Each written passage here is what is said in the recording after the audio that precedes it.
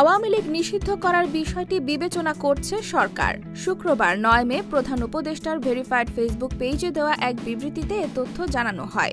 এতে বলা হয়, সম্প্রতি বিভিন্ন রাজনৈতিক দল, সংগঠন ও জনগণের পক্ষ থেকে স্বৈরশাসন ও সন্ত্রাসী কার্যক্রমের অভিযোগে আওয়ামী লীগ নিষিদ্ধ করার যে দাবি উঠেছে তা সরকার গুরুত্বের সাথে বিবেচনা করছে।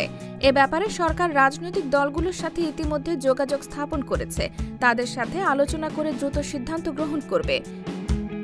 এতে আরও বলা হয়, এক্ষেত্রে আওয়ামী লীগের নেতা ও সমর্থকদের সন্ত্রাসী কার্যক্রমের বিষয়ে জাতিসংঘের প্রতিবেদন সরকার বিবেচনায় রাখছে। সে পর্যন্ত সকলকে ধৈর্য ধারণ করার আহ্বান জানাচ্ছেন। উল্লেখ্য যে, ইতোমধ্যে সরকার জনদাবির প্রতি সম্মান জানিয়ে প্রচলিত আইনের অধীনে সন্ত্রাসী সংগঠন ছাত্রলীগকে নিষিদ্ধ করেছে।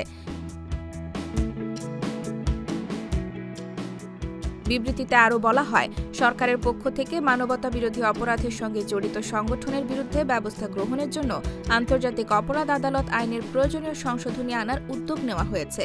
ফ্যাসিবাদী সরকারের সাবেক রাষ্ট্রপতি ও হত্যা মামলার আসামি আব্দুল হামিদ বিদেশে গমন সম্পর্কে জনমনে ক্ষোভ বিষয়ে সরকার অবগত। এ ঘটনার সাথে জড়িত সকলের বিরুদ্ধে উপযুক্ত আইনগত ব্যবস্থা নিতে সরকার বদ্ধপরিকর রয়েছে।